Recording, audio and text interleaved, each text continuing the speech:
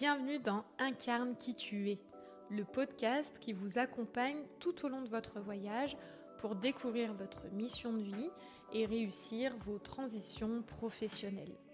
Je suis Mélissa, votre guide dans cette aventure passionnante et souvent surprenante. Dans chaque épisode, je vous propose d'aller à la rencontre de personnes inspirantes, aussi bien par leur alignement que par leur réalisation. Ensemble, nous allons découvrir les défis qu'ils ont relevés et les apprentissages qu'ils ont tirés tout au long de leur parcours, et ce, pour vous aider à suivre votre propre chemin. Anne, je suis vraiment ravie de t'accueillir dans ce podcast. Je sais qu'on a eu quelques difficultés techniques, mais ça rend encore meilleur le fait de pouvoir enfin t'avoir. Donc, tout d'abord, bienvenue Anne. Merci Mélissa, moi je suis aussi ravie d'être là pour cette interview et tu vois, le passé d'ingénieur télécom, ça aide pour résoudre les petits problèmes techniques. Oui, tout à fait. Alors, on va rentrer dans le vif du sujet. Tu nous fais déjà une transition avant même qu'on ait démarré. C'est ton passé, d'ingénieur dans les télécoms. Alors moi, j'aimerais bien que tu puisses, partager la première partie de ta vie professionnelle. Comment c'était et comment tu t'y sentais? Alors moi j'étais plutôt brillante à l'école, donc j'ai pris la voie de qu'on appelle maintenant le bac maths physique. Et après, ben voilà, j'ai fait une école d'ingénieur où ça s'est assez bien passé, même si ça a été des moments difficiles. Voilà, c'est intense quoi, comme travail à fournir. Je me souviens de soirées un peu tendues dans les pleurs de la difficulté des études. Et puis après, comme c'était l'âge d'or des ingénieurs télécoms, bah, j'ai trouvé hyper facilement du travail. Et donc, j'ai jamais eu de période de transition, en fait, jamais de moment de creux où j'aurais pu me poser des questions.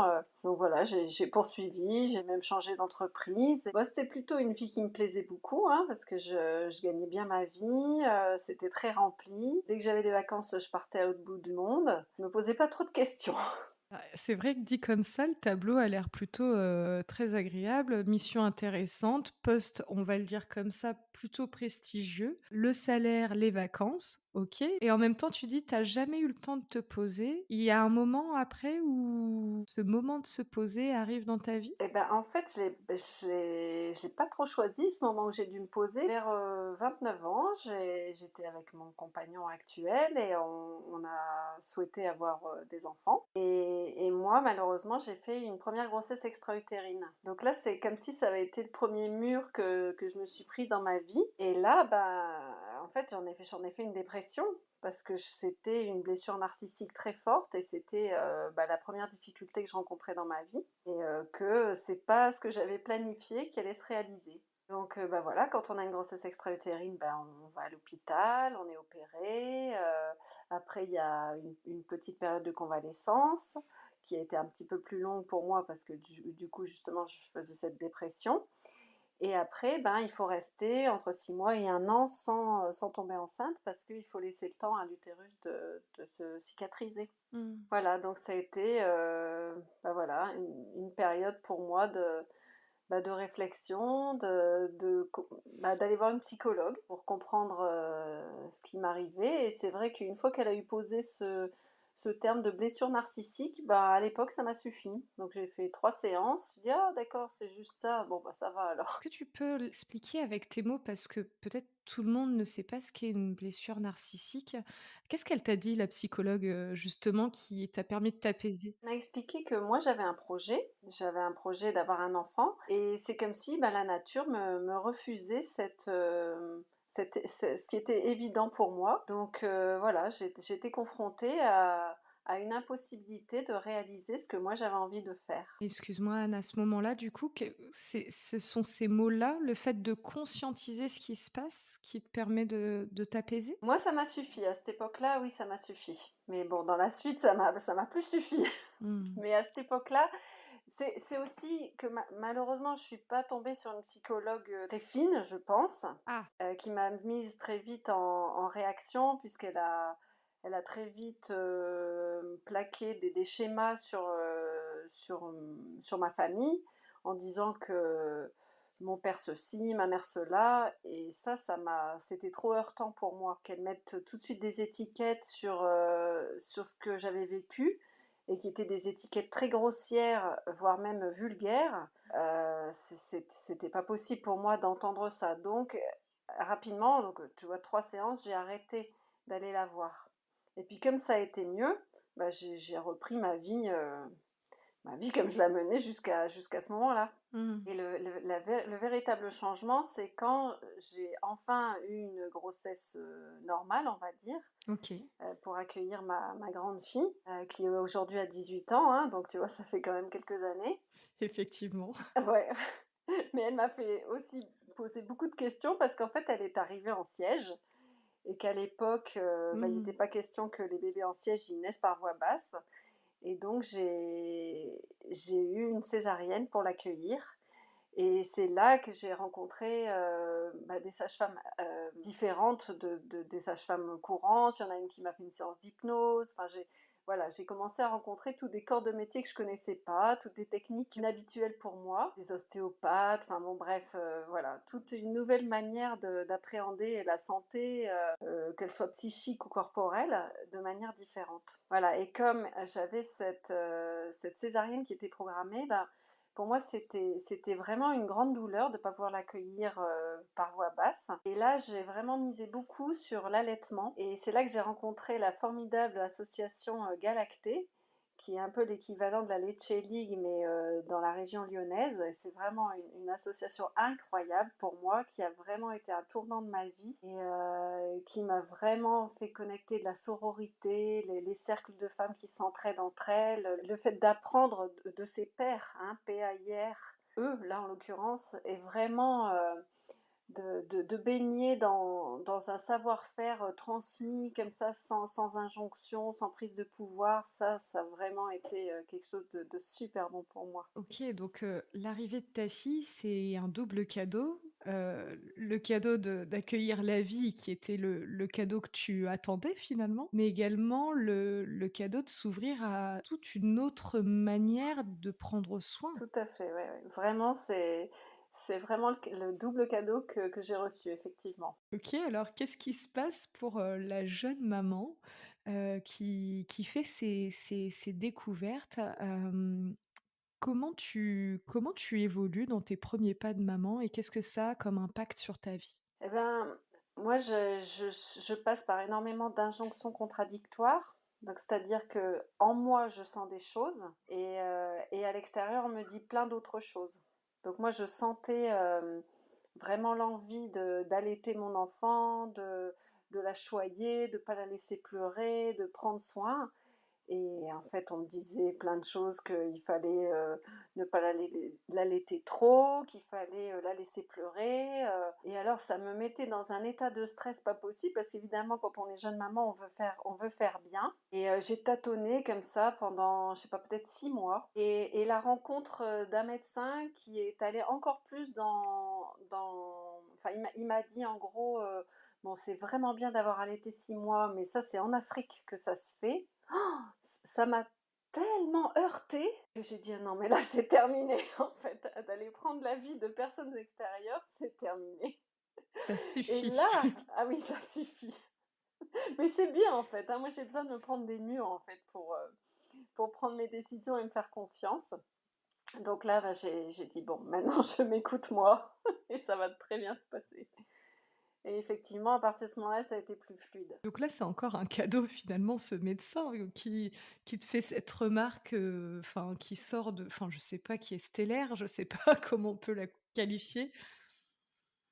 Donc ça renforce ta confiance en ce que tu ressens à l'intérieur de toi. Du coup, c'est très intéressant. Est-ce que ça change quelque chose dans tes prises de décision à partir de là? Je commençais vraiment à avoir confiance dans le féminin. Ouais, jusqu'à ce moment-là, je pense que j'étais vraiment dans un masculin, enfin dans une énergie masculine ou yang, de direction, un peu de marche ou crève.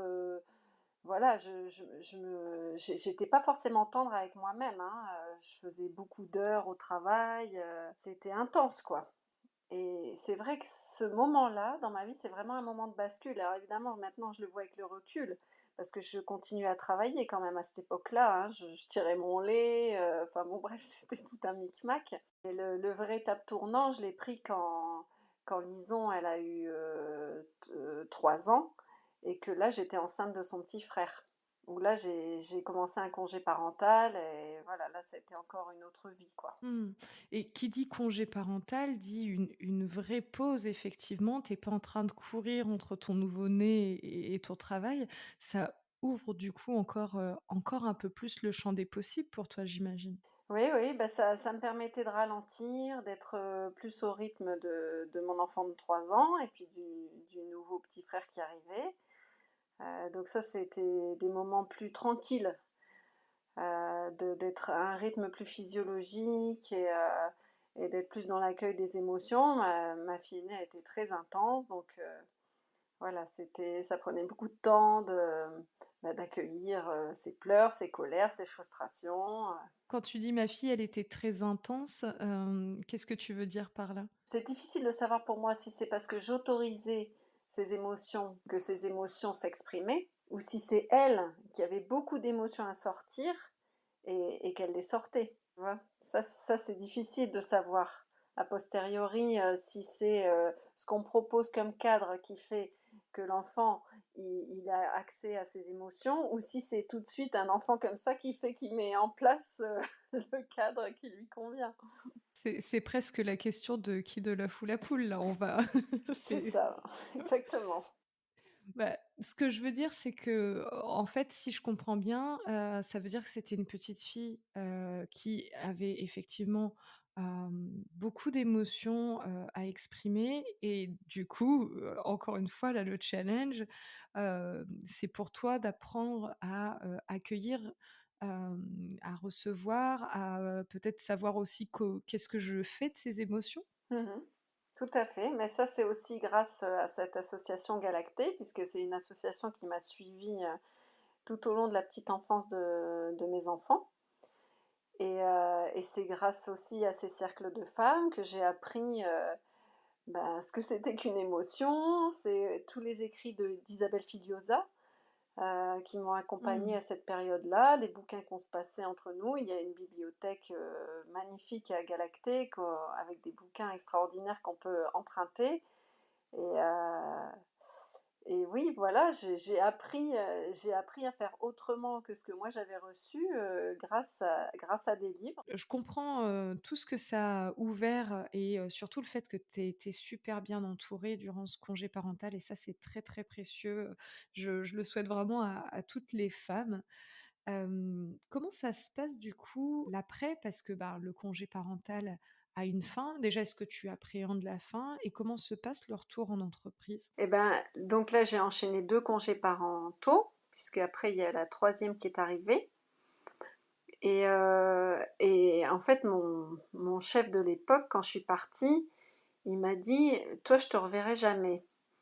Et moi, je lui avais dit: «Mais non, c'est sûr, je reviendrai». Et donc j'ai été un peu penaude quand approchaient les 3 ans de ma dernière là, pour lui dire: «Ben, en fait, tu avais raison, je vais pas revenir». Bon, c'était pas le même chef, lui, il avait bougé, mais il était pas très content, en fait, parce que, voilà, il m'attendait, que les ingénieurs télécoms, c'était toujours pas, quelque chose qui encombrait le le marché. Mais bon, il comprenait parce qu'il était aussi père de famille et moi j'étais en pleine formation pour travailler en pédagogie Montessori avec mes enfants, donc tu vois, j'étais assez loin du travail d'ingénieur télécom déjà. Donc il a compris, mais alors moi ça a été un saut dans le vide, mais un saut dans le vide. Ça a été vraiment, j'avais vraiment l'impression de rompre avec tout ce que ma mère m'avait appris, quoi. D'être indépendante financièrement, de dépendre de personne, de pouvoir, mener ma vie comme moi je l'entendais sans dépendre d'un homme, quoi. Et là, vraiment, cette prise de décision, alors vraiment, je me souviens de ça comme un saut dans le vide. Je me souviens encore de l'endroit où j'étais quand j'ai pris la décision.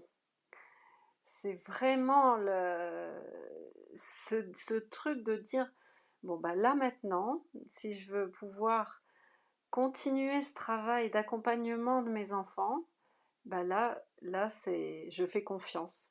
Je fais confiance en la vie, j'ai confiance en mon mari, j'ai confiance en la famille qu'on est en train de mettre en place, à la manière de vivre qu'on choisit d'avoir. Et voilà, vraiment, j'étais en train de marcher quand j'ai pris la décision avec tous mes petits, là, plus ou moins sous le bras. À ce moment-là, je me suis pas dit, je me ferai une reconversion professionnelle ou autre. Non, vraiment, j'étais dans un sentiment qu'il fallait vraiment que j'apprenne à faire confiance et que la vie, elle m'apporterait ce dont j'avais besoin, quoi. Mais c'est vrai que mon mari m'a beaucoup aidée. Lui aussi, il était très réticent à l'idée que j'arrête de travailler, mais vraiment très réticent. Mmh. Parce qu'il voulait pas non plus que je devienne dépendante, que je m'enferme dans la case de la femme au foyer. Il voulait vraiment que je puisse être épanouie et vivre ça, vivre ma vie de femme autant que ma vie de maman ou d'épouse, mais vraiment, il voulait pas que je m'enferme, quoi. Donc, mais il a quand même accepté que c'était vraiment important pour moi de rester avec les enfants et de leur fournir une éducation bienveillante. Et c'est, voilà, il a mis en place une structure financière. Et il a dit, bon, ben voilà, ben moi je travaille, mais l'argent il est à nous deux, à la famille.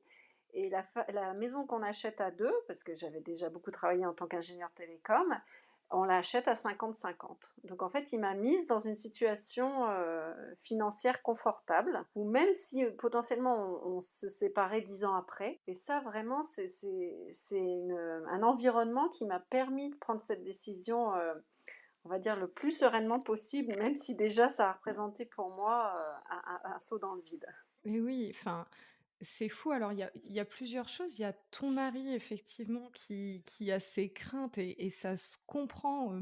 On peut tout à fait le comprendre quand tu dis, il voulait que tu vives autant ta vie de femme que ta vie de mère et que ta vie d'épouse. Mais en même temps, il y a un endroit où il finit par entendre ton besoin là, qui est un besoin sur un moment, en fait, si je comprends bien, sur une période définie. Oui, tout à fait, ouais. À l'époque, on ne savait pas que c'était un moment défini. Parce que tu vois, dans les représentations qu'on a, eh ben, une fois que tu as été mère au foyer, c'est presque comme si la société, elle te disait que tu étais plus bonne à rien, hein. On a droit à rien quand on est femme au foyer, hein. C'est-à-dire, on n'a même pas droit au tarif réduit au cinéma, hein. Ah oui. On n'existe pas. On rentre dans aucune case. Donc, Donc en fait, à cette époque-là, tu te dis que tu pourras plus retourner vers le monde de l'emploi ou, avoir une activité professionnelle en tant que telle, finalement? disons que je ne me dis pas ça, mais je me dis que je me mets dans une situation où ce sera très difficile. Et alors, ça a été très difficile ou pas comment ça s'est passé? J'ai envie de savoir la suite. À un moment donné, bah, tu vois, les enfants, ils grandissent, ils ont de moins en moins besoin de la présence vraiment maternelle, quoi. Ils ont besoin évidemment de beaucoup de présence, mais pas celle où tu maternes, où tu es présente vraiment H24. Donc les choses, elles se transforment. Et un jour, je me suis dit, ouais, non, en fait, là, il faut que je commence à vraiment m'occuper de moi, parce que là, je vais devenir envahissante pour les enfants, ça va plus être juste. Je vais compenser ma vie à moi à travers eux, quoi. Donc là, j'ai senti que c'était plus très juste. Donc je sais plus, ma dernière devait avoir 6-7 ans, un truc comme ça. Et là, bah, j'ai une copine qui a fait une formation EFT, donc Emotional Freedom Technique. Et en fait, on l'a faite ensemble. Et à force, donc tu vois, c'est une technique où on se tapote, il y a des routines à faire. Et le credo de la formatrice, c'était il fallait trouver ce qui nous faisait vibrer, quoi. Et donc, 3 mois à me tapoter dans tous les sens et à faire tous les exercices, et un jour, bing, j'étais toute seule en voiture, et là, bim, je trouve enfin la phrase qui fait que ça se pose en moi, et c'est: j'ai des compétences pour être thérapeute et je me forme. Oh là là, alors ça peut paraître rien du tout comme phrase, mais je peux t'assurer que pour moi, là, c'est comme s'il y avait des murs qui étaient tombés de chaque côté de mon chemin et que l'horizon s'ouvrait, quoi. Ça a été super, super intéressant pour moi, et j'ai vraiment mis en place un parcours de formation qui m'a permis d'arriver à l'endroit où j'avais envie d'aller.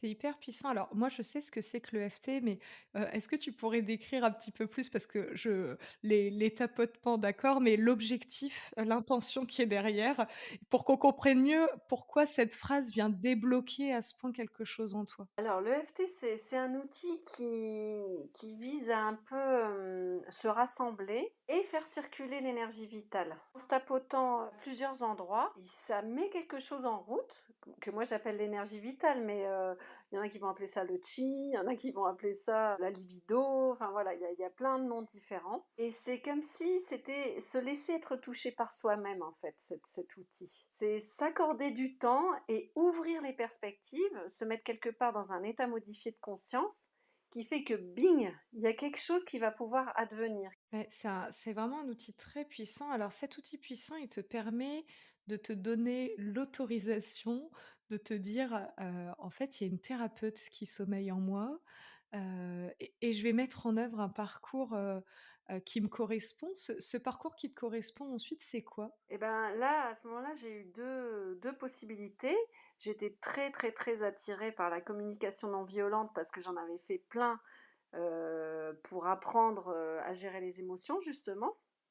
Dans le cadre de Galacté, j'avais fait des formations de base et tout, j'avais vraiment adoré. Mais c'était toujours, dans le cadre de cette association, c'était jamais des choses validées par, les associations ou par enfin pas par les associations, mais par, on va dire la communication non violente officielle. Donc, je me suis retrouvée à comme si j'étais débutante. Moi, je visais, à l'époque, l'école de Padovani. Donc à l'époque, on disait Isabelle Padovani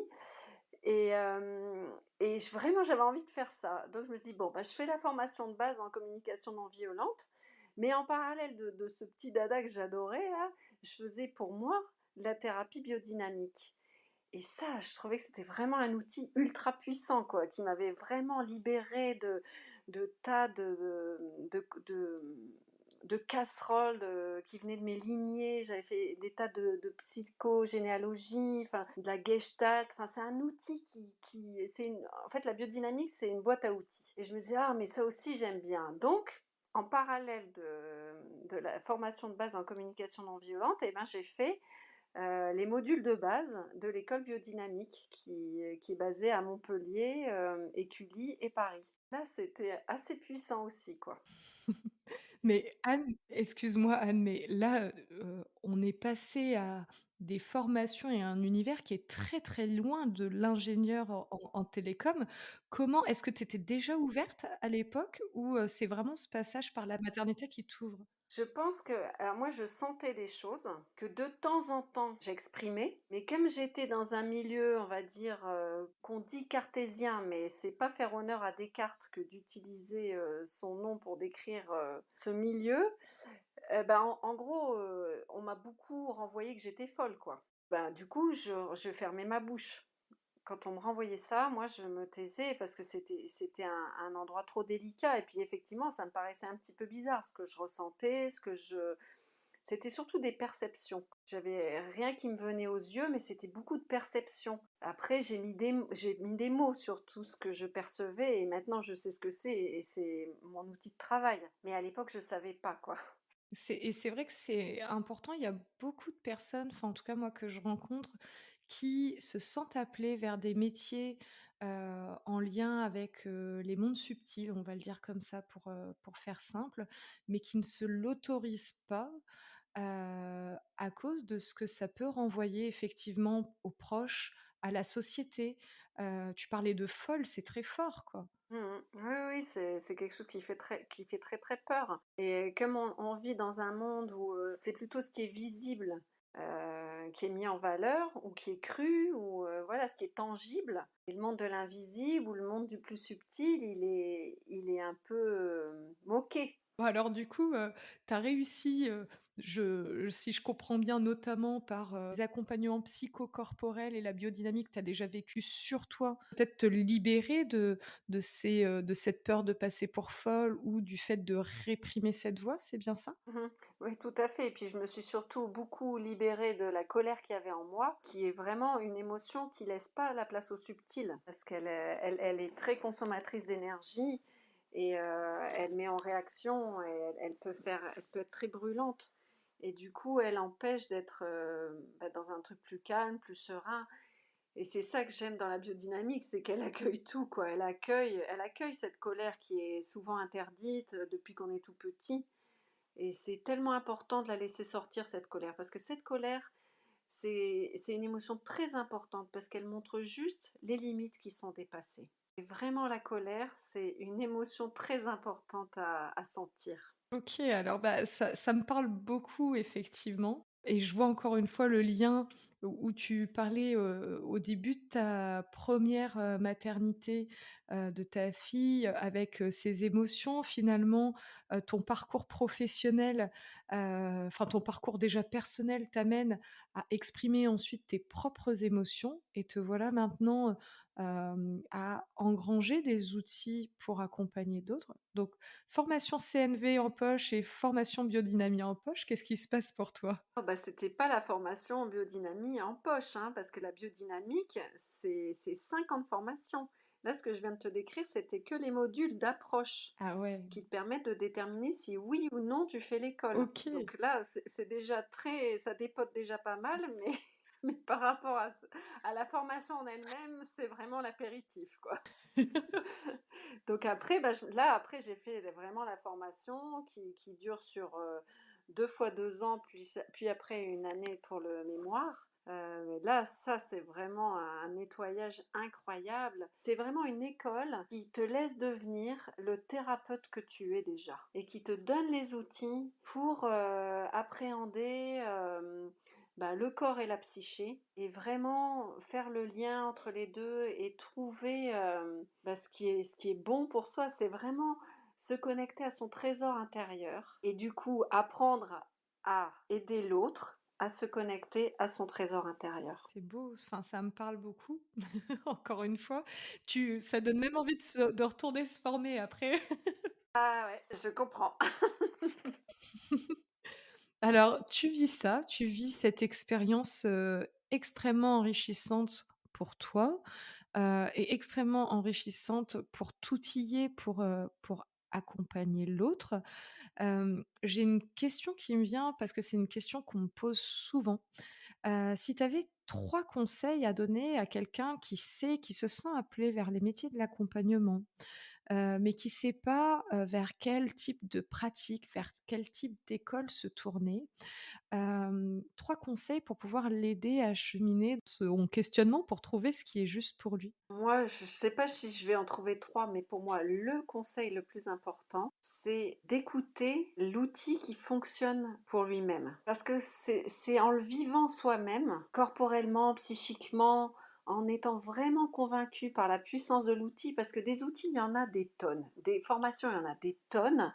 Et on va tous au même endroit. Sauf qu'on n'y va pas de la même manière. Et il y a des gens qui vont être ouverts à tout ce qui est très mental, la compréhension, décortiquer.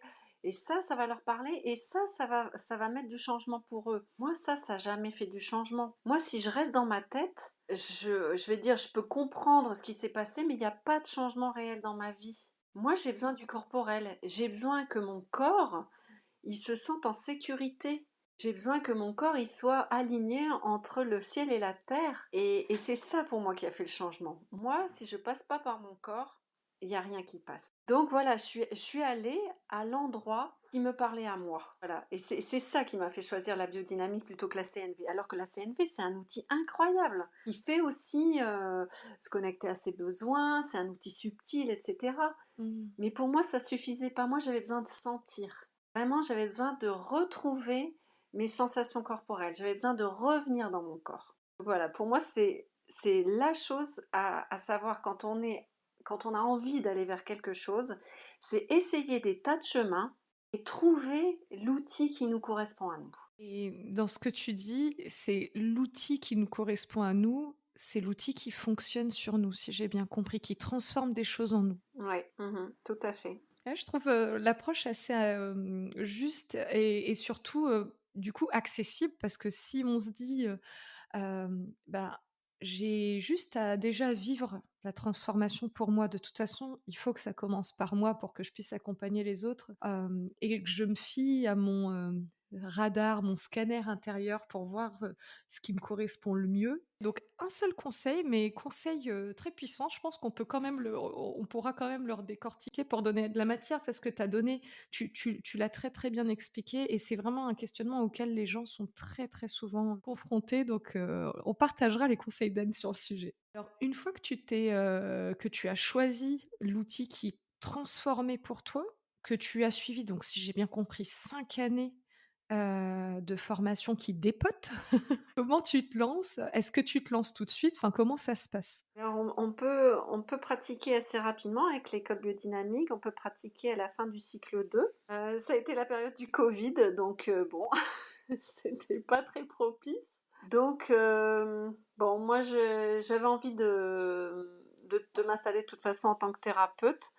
Donc je me suis dit: «Bon, je commence pas maintenant». Enfin, j'ai commencé de manière informelle, c'est-à-dire j'avais pas vraiment de cabinet, je massais à droite, à gauche, j'empruntais des cabinets, je massais, dans la salle de jeu de mes enfants, enfin bon bref, j'en parlais beaucoup, je massais les copines, j'avais des clients témoins, enfin voilà, je faisais, enfin voilà, j'avais plein de cas, plein de gens qui venaient pour une dizaine de séances et puis ça s'arrêtait là.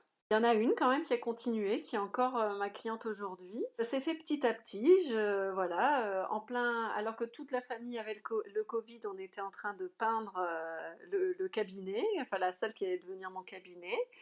On s'y mettait, petite touche par petite touche parce qu'on n'était pas très en forme et puis, ben, voilà, est arrivée la fin des moments où on était, cloîtrés à la maison et là, voilà, j'ai ouvert mon cabinet. Je vais aussi sûrement m'associer à un cabinet, dans la ville à côté de chez moi, là, sur Limonest et voilà, j'ai ouvert mon cabinet à Dardilly et bah, voilà, ça aussi, c'est une aventure à proprement parler, hein. Ça, c'est une aventure à laquelle je m'attendais pas, mais le côté communication. Donc là reviennent, les savoir-faire de quand j'étais ingénieure, technico-commerciale. Donc voilà, faire du marketing, apprendre à se faire connaître, voilà, ça, c'est pas forcément quelque chose que j'ai appris à l'école, de thérapeute.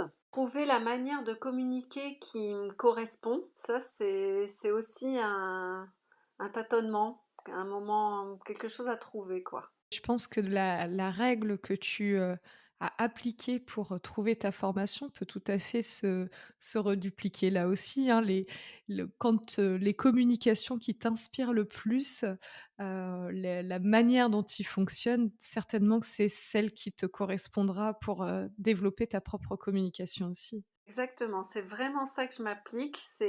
Et c'est aussi bah, comment moi je choisis mes thérapeutes, comment moi je choisis les formations qui m'intéressent, comment moi je vais à tel ou tel cercle ou telle semaine d'échange. Voilà, comment je choisis. C'est effectivement comme ça que je choisis ma manière de communiquer. OK, donc là, nouveau challenge, communication et on voit que ta première partie on va dire de carrière, parce que c'était une partie, certes tu te plaisais, mais on va dire qu'on était plus dans la carrière que dans la mission de vie à ce moment-là. Les compétences de cette époque-là te sont complètement utiles encore aujourd'hui. C'est important de voir qu'il y a un lien, que les expériences qu'on vit avant nous servent pour ce qu'on fait, après. Peut-être si tu devais retirer des enseignements ou, les cadeaux qui sont issus de ta première partie de vie professionnelle, ça serait quoi? Alors ça, je pense qu'il y a l'opiniâtreté au travail, tu vois. Alors c'est quoi ça? Bah, c'est tu vois, pour faire une école d'ingénieur, pour aller au bout et puis après pour faire un métier, d'ingénieur technico-commercial, ben, c'est parfois des heures et des heures de travail. C'est avoir une direction, c'est pas lâcher son objectif. Hein, moi, je travaillais pour les grands comptes, donc il était pas question que je laisse tomber le client parce que juste j'avais plus envie de travailler sur son compte, hein.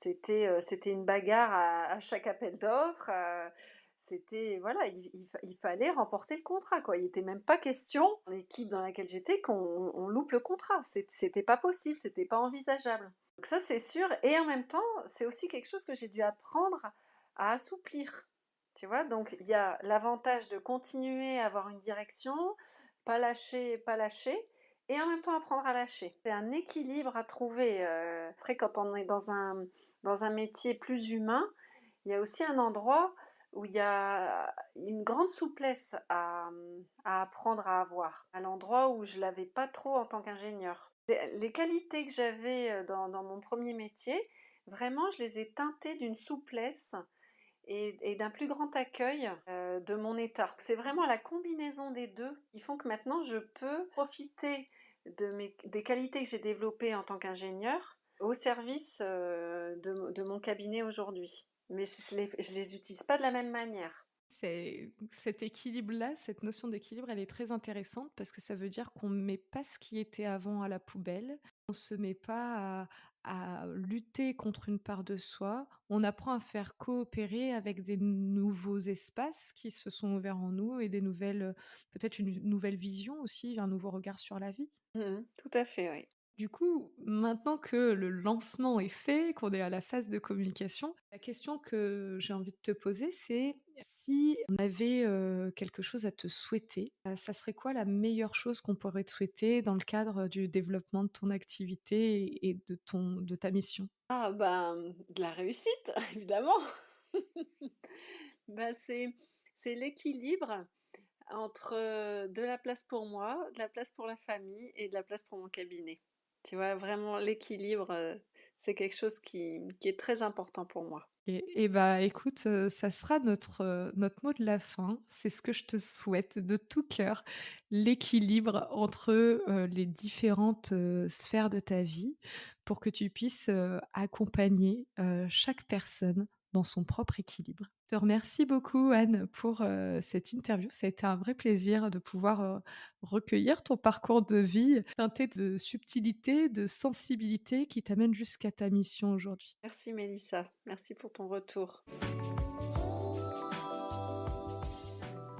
Si vous avez aimé cet épisode et que vous avez envie de nous soutenir, de m'aider à faire connaître le podcast Incarne qui tu es, la meilleure façon, c'est de laisser un avis 5 étoiles et je vous invite aussi à vous abonner sur nos réseaux. Ça vous permet d'être averti de la sortie des nouveaux épisodes. Je vous embrasse et je vous dis à très vite.